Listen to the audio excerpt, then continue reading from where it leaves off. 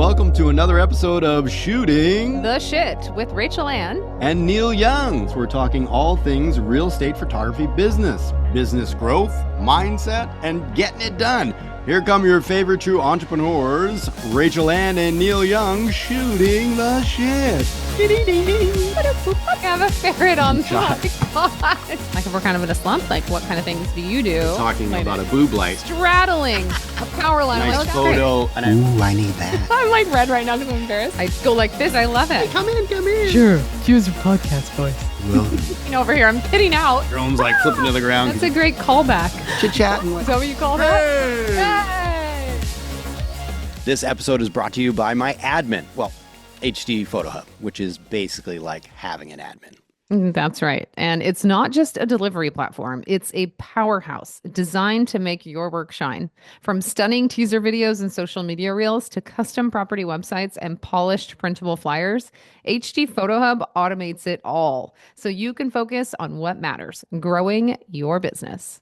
That's right. Welcome back to the podcast. So we had some feedback from some of our listeners that they like kind of hearing us shoot the shit about everyday normal stuff. We thought it might be fun to do a little episode highs and lows.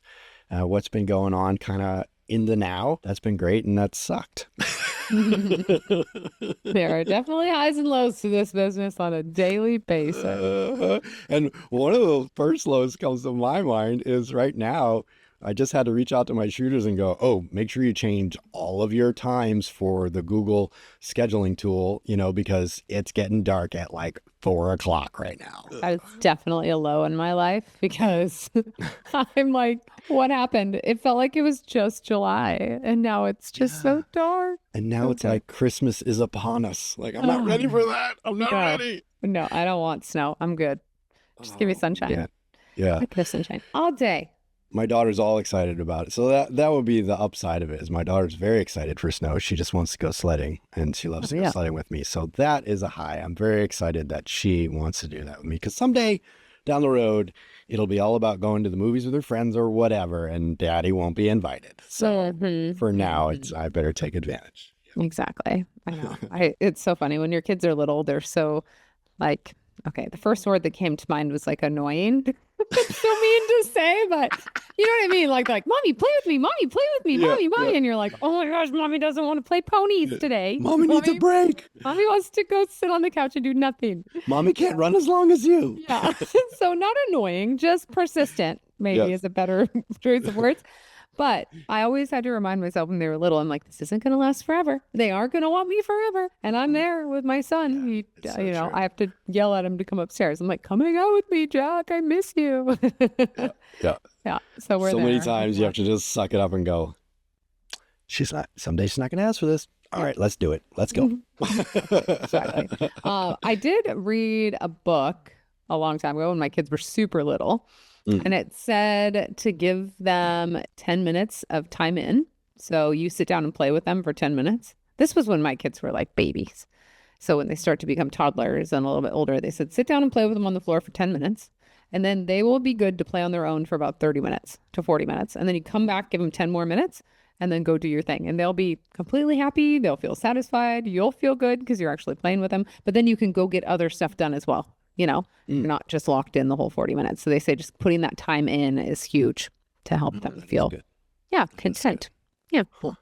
Little parenting advice. I had a interesting little work kind of, maybe this. Let's start with the low. Let's just start with all of the bad things. I didn't figure this out. I know one of my best clients, like, I got a voicemail while I was at a shoot for that client, like with one of their agents. And they're like, we got a problem with photos. We need to talk about this. It can't happen again. And I was like, oh, crap. That's not middle of a shoot. And I'm like, thinking about that the whole shoot. Like, oh, no. They're so particular about colors. And my admins are usually pretty good about this stuff. And, editors are usually pretty good. And we shoot with flash, so the colors should be good. That's the whole point that we're doing that flash, so the colors will be good.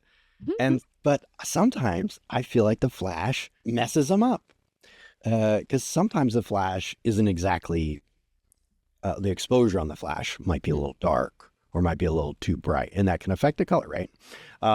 But sometimes it's just, you look at the editing, it's like, how is this color? This makes no sense. I go look at the raw files, I look at the flash, and I'm like, it's not just a little too dark or a little too bright. It's like a green when it was a gray, and you're like vice versa. And you're like, what happened here? Rach, can you imagine if you had to go back to a world pre-HD Photo Hub? Oh, no way. No, HG Photo Hub literally saved my life during the COVID craze. With online ordering, their invoicing, the photo delivery, the Google integration, and just having everything on one platform, HG Photo Hub really does it all. And I cannot imagine my business without it. Same. Pre-HD Photo Hub, I feel like I was just spending all my time chasing my own tail. It was horrible. Mm-hmm. The good news is our listeners get a special deal. If you enter the code STS, you're going to get 10 free full marketing kit deliveries. Remember, enter the code STS. And sometimes my admin doesn't catch it, and the editor doesn't catch it. And so, I guess we've had some colors issues for them. And I heard that, this last job was colors are way off and whatever. I went and looked, and I was like, upset about it, like ready to ream everybody, like, what the heck, we've had a discussion about this. Like, I wouldn't do that, but I would be like, hey, come on, all that chat. But I get home and it's like, what? Why are they freaking?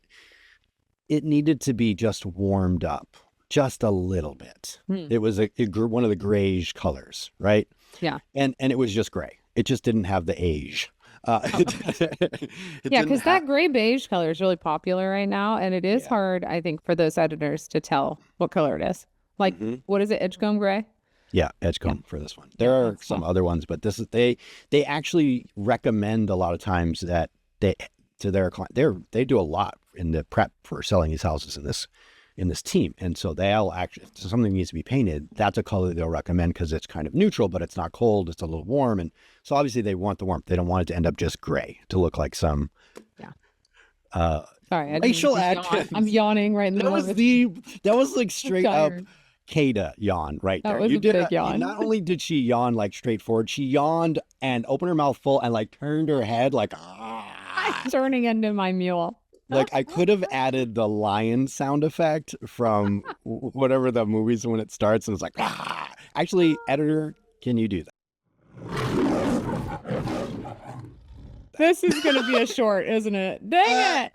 Eeing like a donkey on our Instagram. If you don't follow us on Instagram, go follow us because we have some fun things coming up there. I would like a lion version and I would like a donkey version. If you do that, I will fire you, editor. Oh, no. Yeah, well, Rachel can't fire you, so don't worry about it. I will give you a bonus. Awesome. But anyway, and it was literally, I just had to tweak it a little bit. Unfortunately, there's a lot of downs. This week has been typhoons again. There's been like multiple typhoons in the Philippines. And the poor people are, they're having a rough time. Those flooding, cars flowing down the street. It's insane. It is. And I don't know how they live with this. Like, this is not like uncommon in the Philippines. It's just, they do flooding all the time. It's wild. They were dealing with that. But also, I think this might not have been the same time as that. I can't remember. That might have just been, it was past when they were already asleep. It was 1 or something like that. I can't remember. Yeah, I think that's what it was this day. But they've been dealing with all that now. It's been insane. But luckily, so far, as far as I know, everybody's good, but so scary. It's a tough time of the year for them. Many years they deal with these in the Philippines. It's difficult. But anyway, long story short, I had to try and do my best. I haven't edited photos in so long. Nobody was available to edit, so I had to like go on Lightroom, and luckily I did select, and I chose a color range, and I did the wall, and it was good enough. Like it wasn't perfect, but then I applied that to all of them, and I just kind of went through and made sure it didn't totally mess up the rug somewhere or whatever. But it was just add a little warmth. So even adding the warmth all over wasn't a big deal. So I did that and changed them. But still, I'm like, okay, so now I'm like, how can I solve this problem that it stops happening? And so what I'm trying now with this client is I'm still going to shoot the way I normally do, but I am not going to send the flash shots out And I'm going to just send HDR essentially and see, because what the feedback, like whenever there's been a color problem, they're like, well, because they do Matterport a lot too. They're like, we looked at the Matterport and the colors should be this. And so Matterport's just essentially doing HDR, right? Whatever the available. And it's getting it. in Why the don't you room is. ask your editor if not having the flash would be better? Then just make sure. I would do it so you have it. Maybe just don't I'm send going it. to have the flash and I'm not Okay, going to good. send it. That's exactly what I'm doing. I'm shooting exactly the same with a flash. I'm just not going to send a flash. And I might, the next 2 jobs, I might actually send to 2 different editors, the same job, one to do flash, one without. They're a huge client. So for me, whatever, it's a little loss on a few jobs. I don't care, just to see what the results are. If they come back more consistent without the flash. And if they do, well, you know what? That's streamlined. It's faster for me to shoot. It typically costs less to be edited.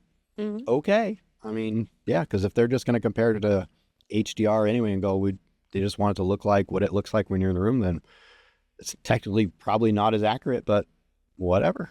That's what they want, I guess. So anyway, There you go. so there's Be sort of a interesting to hear if high that there works. that we're heading towards a resolution, hopefully. Yeah. I don't know. Or just straight up losing a huge client, which I hope won't happen, but I'm doing all I can do. There's not, I've talked to my editors, I've talked to my admin, I'm going to try a new thing. And I've told them, hey, can you give us another try here to figure this out? And we'll do our best, but that's all I can do. I can't fret about it more than that. I would be sure that you put eyes on everything that goes out to that client before it goes out in the future. Yeah.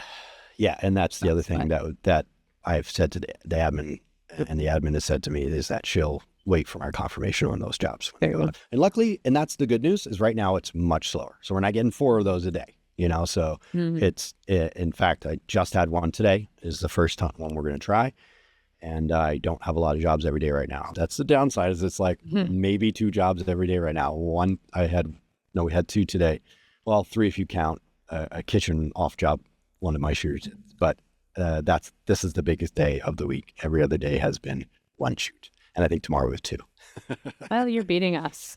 It is dead over here. I'm like, where is everyone at? Yeah. I don't know. Next week is filling up. So hoping it's just a weird week. Who knows? And honestly, thank goodness I do portrait work, because I've been doing a ton of lifestyle shoots. I did some stuff for real producers, which I sell those images to the agents too. And I had probably $2,000 worth of work that I hadn't invoiced for yet, or hadn't finalized completely and sent off. So I just busted my buns and did that. And I was like, okay, good. That helps with the end of the month, because sometimes there's invoices too that we have a couple clients that don't pay until the house closes. And sometimes they just forget. And so it's up to us to go through and look and see, have those houses closed yet? And then I'll resend the invoice and they'll pay. So the end of the month, we usually go through and kind of collect on some of those things. And then the apartment complexes we shoot for, we don't require payment to download photos because they pay via check. They'll mail a check. For what client? Did you say? Apartments. We shoot for apartment complexes as well. Yeah, I was going to say. So yeah, like in HYN, you just turn off the toggle for that client that it doesn't require payment. Exactly. Yeah. So then it's matter of collecting, and we've got another $2,000 there that'll be coming in, which will be nice. So yeah, that's good. Yeah. Yeah. So this season is it's really hit hard for us. I think we've matched our numbers from last year, which we've been up every month. And last year in October, we pretty much did the same last year as we did this year, which is I guess it's good that we didn't go down, but I expected to do more, to be honest. Yeah. I really did. And it just kind of died off at the end. I was like, yeah, October was not great. No, it was not good. I don't know. I honestly, I barely looked at it because it was abysmal. I was like, this isn't exciting. So I'm not sure if we did the same or less. That is a nice thing about the dashboard on HD Photo Hub, is you just click that little button and it shows you what you did last year. Yeah. What you did this year. I like that. And you can see it month over month. So for that month, but can you go and see, I know you do it when the current month is up, but can you go back and see last month versus last year? Yeah, it shows you last year's numbers for last month. Yeah. You can do the whole year. Each month you can look at it one at a time. Okay. I've only seen it on the dashboard and clicked on the active dashboard. So I think it shows you 24 and 25 numbers for the last year. Cool. Yeah. You just got to drag your little mouse over the little graph and then it pops up. Oh, okay. Okay, cool. Click Nice. the little dots. Well, so then I can easily look at last month and see then what happened, because I'm like, oh, Yeah. it's gone. Like for me, it's like it's gone. Well, okay, It's gone. I over. don't know. Who knows what it was? I like how you just optimistically look forward, Neil. That's Yes, great. I Good really job. don't. I really don't. It's true. Yeah. That's one of the, like when I did theater in school, that's one of the reasons I didn't like doing plays, because you do the, like if you're going to go be a professional actor and be in the theater, you might do the same play for years. And I'm like, no, like we did it. Like we did one show, I'm good. What's the next thing? Yeah. Moving on. Moving forward. Moving on. We accomplished it. Let's go. Yeah.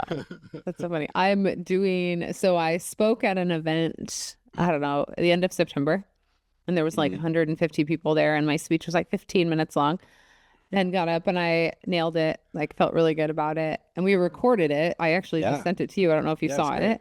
I did. I watched the whole thing. And then I got asked to sponsor another event and speak. So I'm doing that tomorrow.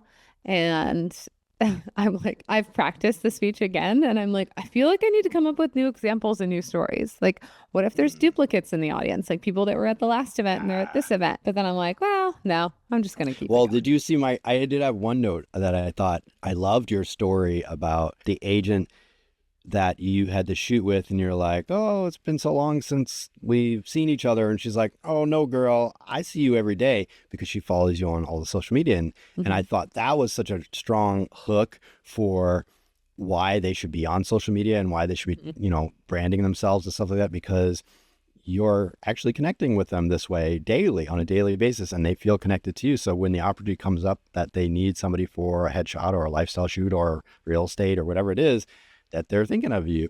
And so I thought my note was, take that piece, because that piece was like 3/4 in. That should go up front, because then they're already bought into, okay, this is why I need to listen to all the other stuff she's going to recommend to me to do. Okay. But that is maybe so basically the speech is 3 ways to build your personal brand. So instead of starting with lifestyle photos, maybe I should start with get on video.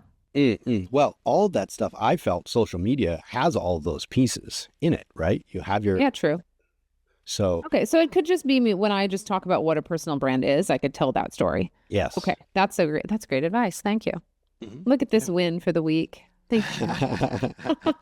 Yeah, because I was just like, oh, dang. Yeah, that's absolutely the reason. I just wanted it more up front. That's all. But Yeah. And to be honest and real, I practiced that speech all the way through like twice before I did it. And it was kind of last minute. But I'm one of those where like I know what I want to say and it's in my head, but I just have like the hardest time practicing until it's very last minute. And then I'll practice last minute and then You do well under the pressure. Yeah. I do. I do the same thing, procrastination a little bit. And then when it comes down to it, it all comes together, because you're forced it. You get a little like, you do get like energized a little bit, like you got to get it done. Let's go, go, go. Yeah. I feel like. Well, my voice though, like I was shaking the entire time. I don't know if you noticed. I could notice. It was so bad. Like I had a hard time breathing. I was like, okay, just breathe. Take a breath. And I think that's a really important point to point out to people, is that I think a lot of people, I was actually just listening to a really cool podcast with a real estate agent who does a lot with AI. She's amazing and really kind of just, it seems like a cool person trying to do all the things she's doing. But she was talking about that she's, kind of newer doing these big presentations too. And she's like talking to this guy and saying the same thing. Did you notice how nervous I was? And he's like, no, I had no idea. So I think a lot of people think that we perceive more of the nervous than we do. I did not perceive a lot of it. I mean, you fumbled maybe 1 or 2 things you went to say, but, and here's the trick, if you're doing this, but you just rolled with it. You just laughed it off. Like you just kept going and ignored the fumble, because who cares? The more you focus on, oh, sorry, I'm fumbling, the more people get nervous for you and they pull away. And so if you just roll with it and go, whatever, she had a bunch of technical problems right up front. Actually, yeah, my slides weren't working. I was like, slides didn't work. okay. And a couple times, like the wrong slide was up and she's like, well, I guess the slides are out of order today. Guess we'll go without it. And like, that's the best thing you could do, is just go, well, whatever. I'm just going to talk to you, instead of like going down the rabbit hole. We got to fix this. We got to fix this. We got to fix, it's yeah, like, don't get stuck and get derailed and off. Just keep going. Yeah. So you actually handled it really well. You didn't seem nervous. You did a good job talking to everybody. I thought it went really well. I thought you did good. Thank you. Well, I'm excited to do it again because after the first time I was like, oh, I should have emphasized this better. I could have been more organized. I needed more slides with more pictures. So I've done all that, updated slides, got some more photos. So that'll be good. But yeah, so that one of my wins from that, I got a voicemail today from the gal that's putting on the event. And she's like, hey, I wanted to invite you to be on the panel as well. We're doing a panel on authenticity and trust or something like that. And I was like, okay. She's like, I want to invite you to be on it. I think you'd be a great fit. I was like, sweet. Yay. So that's cool. And we're doing a headshot pop-up event there as well. So we are a sponsor. I get to speak and we're doing headshots. So we are going to touch a lot of agents while we're there. It's pretty amazing. Yeah, you're killing it with your, you're doing a ton of your headshot pop events lately. That's really Oh, we're doing another one tomorrow too. I'm doing a broker's open. So we're doing a headshot event. Yeah. The agent hired us to come in and do lifestyle photos, headshots. So in the house, basically.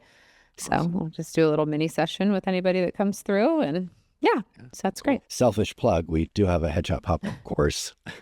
If you guys are just, but seriously, it is a technique that we both use to get in front of agents. That's like, it just gets you past the gatekeepers and it really actually builds a different kind of relationship. I had one the other week and it wasn't a big event, but the people that were there that I got in front of, we actually had real conversations and it all of a sudden you're just a real person and they're actually interested in what you have to offer. And it's not like you're not selling, that's the difference. It's you're not selling. They're just like, oh, really? What do you do? Oh, cool. You know what? We don't have anybody who does video or we don't have anybody who does headshots like this. This was a cool idea for this event. Like, it's like easy. It's like a cheat code or something. So, and it's great to have the extra income during slow season. Like, it has carried me through slow season and it will again this year because our real estate stuff is slow. And it's really just a matter of ramping it up wherever you need it. You could do it throughout the year if you wanted to ramp it up throughout the year too. We just both tend to do it more in the off season because we're generally pretty, busy. But if I were more separated from the business going out on shoots every day, then I would probably do it more during the year too, or have somebody focused on doing that. Could be a cool thing to do too. Take somebody on the team who focuses on doing that stuff. But oh, and on that note, for presentations, if your focus is really on just helping the audience, that's the easiest way to get out of your nerves. And because when you're nervous and all that, you're really thinking about yourself. And so if you focus on them and what is the most important thing that you can do and say to help them, then you're not inward focused anymore, and it helps you get out of the nerves. Yes, that's same thing. Like if the slides break and whatever, ditch it. I'm just here to help you guys anyway. I can just chit chat about this. Yeah, and just tell you the most important stuff. I lost my script. Who cares? This is what I want you guys to know because it's important to help you, and you'll get out of that. It'll help you anyway. So, totally love it. Word. What else? What else? Oh, I want to hear. No, you had a high before we started recording about Kata. Oh, yes. We can't go an episode without hearing about you. We must talk about the mule. Kata Potato. She's adorable. She's a lazy mule, though. Oh, my goodness.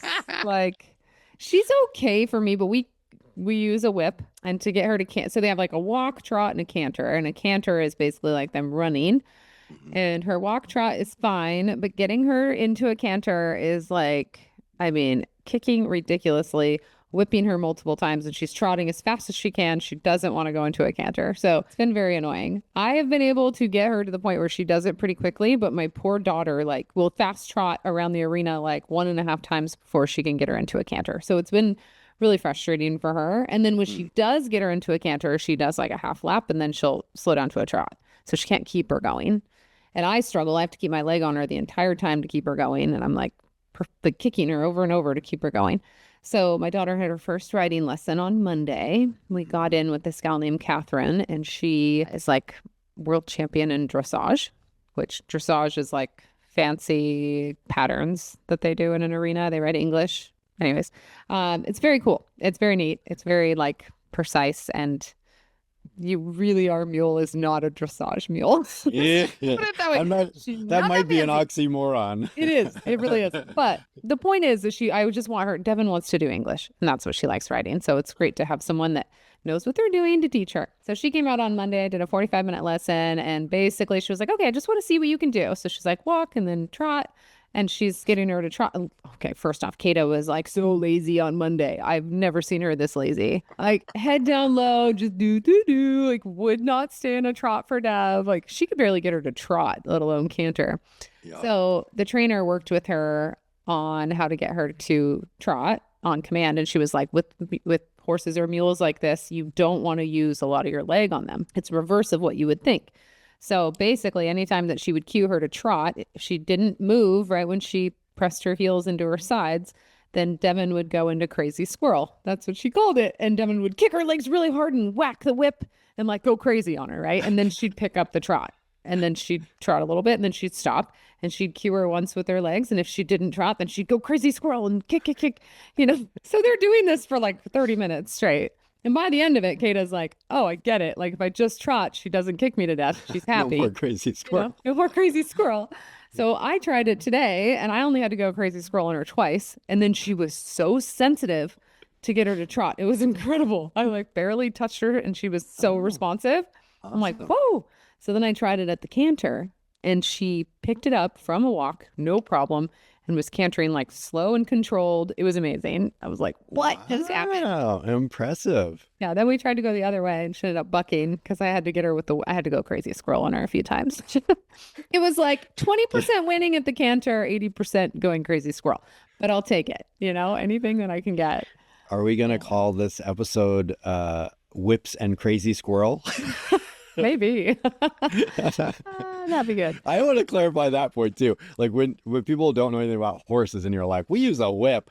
She's not talking about like Indiana Jones she's not on a horse with an Indiana Jones whip, right? You're using one of the little crop things, right? No, it's probably 3 feet long. So it reaches her butt. And and honestly, the way horses operate in public, in the wild, is like when another horse wants their attentions or wants them to move, they'll nip them on the butt. The other horses in the herd. So it's basically just saying like, hey, like pick it up. You just give them a little sting.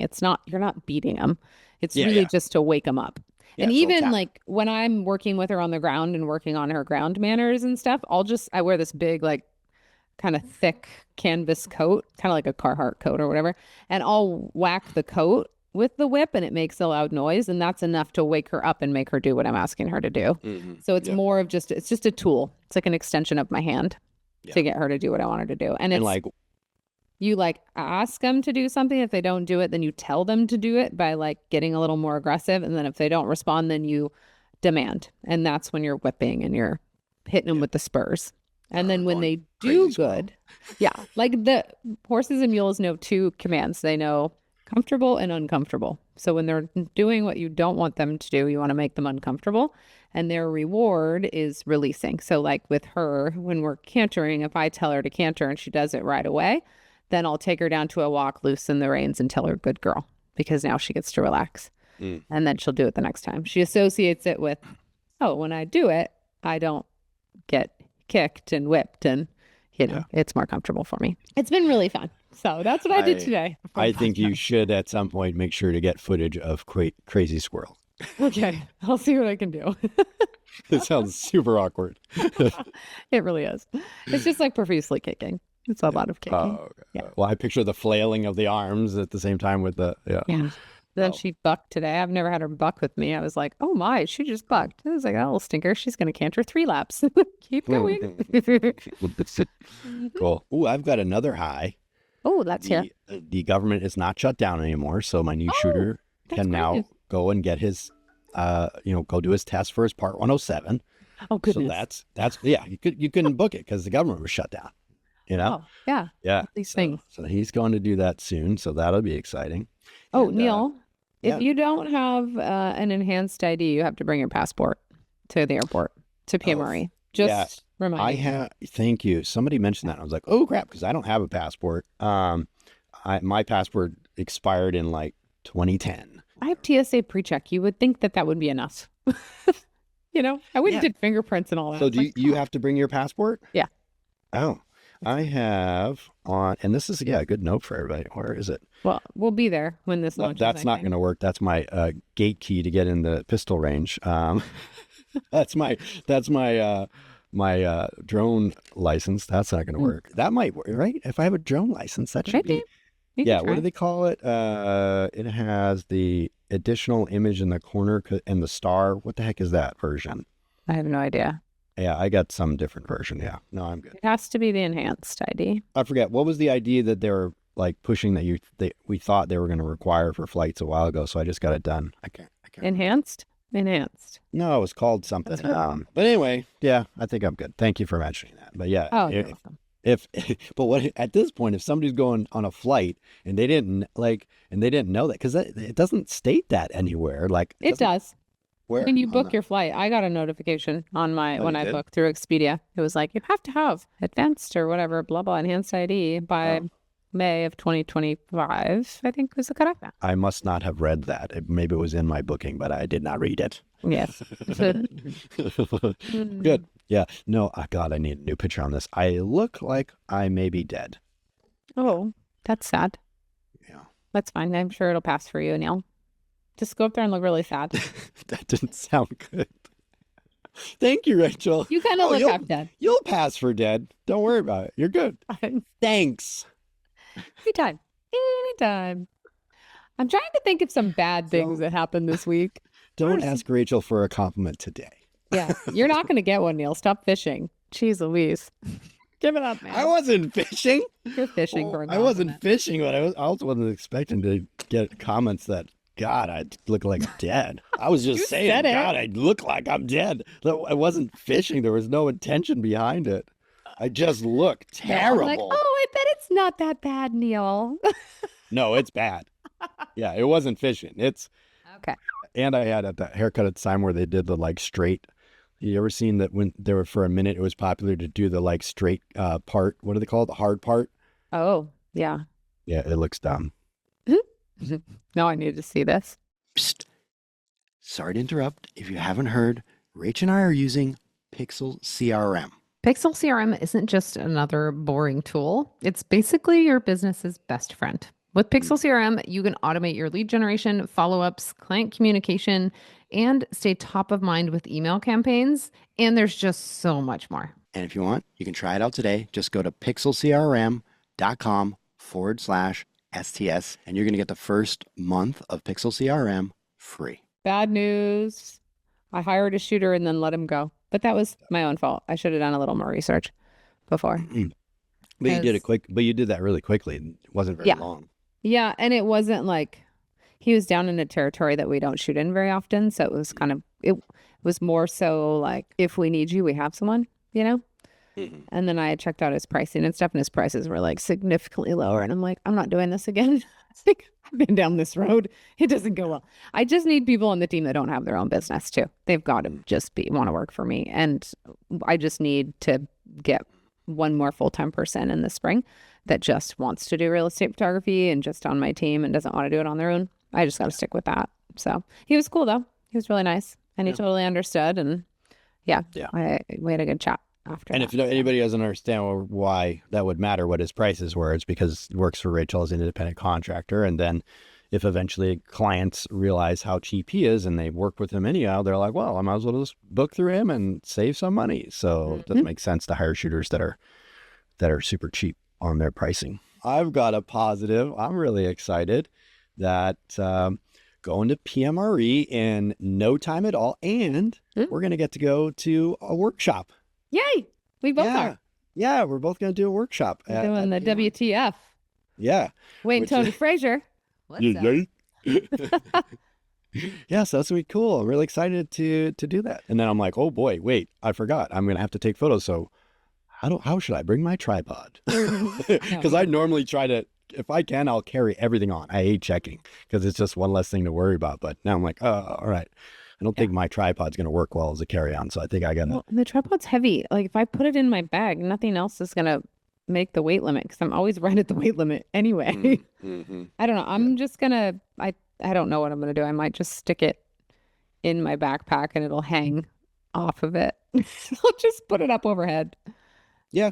Maybe. Yeah. So I hope they don't. Do they give you a hard time about that? I don't know. I really don't know. either. I should probably Google that. The last time I brought a tripod, it was in a separate bag. Like I had a bunch of gear, or one time I brought a monopod because I didn't think I'd really need a tripod because I was just doing video. And that one I just broke apart and it was in the bag. But my tripod doesn't break apart like that. So yeah, you would either have to be on my carry-on on the side pouch with the strap. You know what? thing. I'll probably just bring my Amazon Basics one. It doesn't matter. I mean, Yeah. I don't need You're my doing a big ton heavy of one because shooting. mine's heavy. Honestly, I have this really cheap little plasticky one that will work great. I'm going to do that. And it's light, it's little and it's lightweight. And I can probably fit it in my carry-on. Yeah. I'll do that. I think I'm gonna do my Pelican case, my Pelican case, and I'm gonna like make it a hybrid clothing / gear setup in there, and just have my one carry-on with my computer and my camera in my carry-on probably, and just put like that kind of stuff in there. So yeah, cool. Correct. My handbag is actually a camera bag, so I'm just going to stick my body in that. It's got like little separate pads in there, like compartments. Yeah. So I'll just throw the camera in there and carry it right on. Problem There you go. solved. Yeah. Perfect. Only need one lens, no flash. So Yeah. I'm excited. It'll be fun. I've never done a workshop. Yeah. Be good. I've never done I one time did like a portrait lighting class one time, like locally, but I've never done like a workshop like that. Yeah. So it'll be It'll cool. be cool. Awesome. Yeah. Oh, another win. Oh, what? Oh my gosh, so many wins this week that I just forgot about. I shot for a new client yesterday, and she was saying, as I was doing the video, she's like, hey, I'm just going to take some video clips, like not behind the scenes, but like of the house. And then she's like, I like to make my own little videos. So I just have content that I can put out, over the few weeks that this will be on the market. And I was like, yeah, go for it. No worries. She's like, I just don't want to be in your way. I was like, okay, well, you start downstairs. I'm going to start upstairs. And then she said, I don't even know how we got into it, but I started giving her advice on how to shoot. And I was showing her like little moves you can do. And I had my Osmo with me. I shoot on the M7, the Hohem M7, the cell phone. And I had my Osmo in my bag. So I was like, you want to use this and play with it? It's just a little gimbal for your cell phone. She was like, sure. So she was using that, and I was showing her how to do a reveal, and I helped her with her settings. And then we opened up CapCut, and I like showed her how to just do a speed ramp and showed her what a speed ramp was. Nice. She was like, this is so great. Thank you so much. And I was like, yeah, you're welcome. I go, well, if you ever want me to like come to your office and teach a workshop or something, let me know. And she's like, oh, we need that so bad. So she talked to her branch manager, and now I'm going to be going to their office and teaching them how to do video on their cell phones. Which, Awesome. yeah, it's not like they're going to replace me, but they need to do this content on their You own. need to do it on their own. So, yeah, We they can't need to always know be how there. to do it. Yeah. So it'll be a lot of fun. I'm excited. Yeah. Good job. Sick. Well, that's great. I love the highs and lows. That was fun. Yeah. Good job, Neal. You as well. Thank Well, thanks, guys. We'll see you on the next one, I guess. Yes. Have a wonderful, wonderful day. And hope to see you at PMRE. Yes. Or we might actually just be there right now. Yeah. While you're hearing this, just high five us. All right. Yeah. Come say hi. Okay. Bye. Okay. Bye, guys.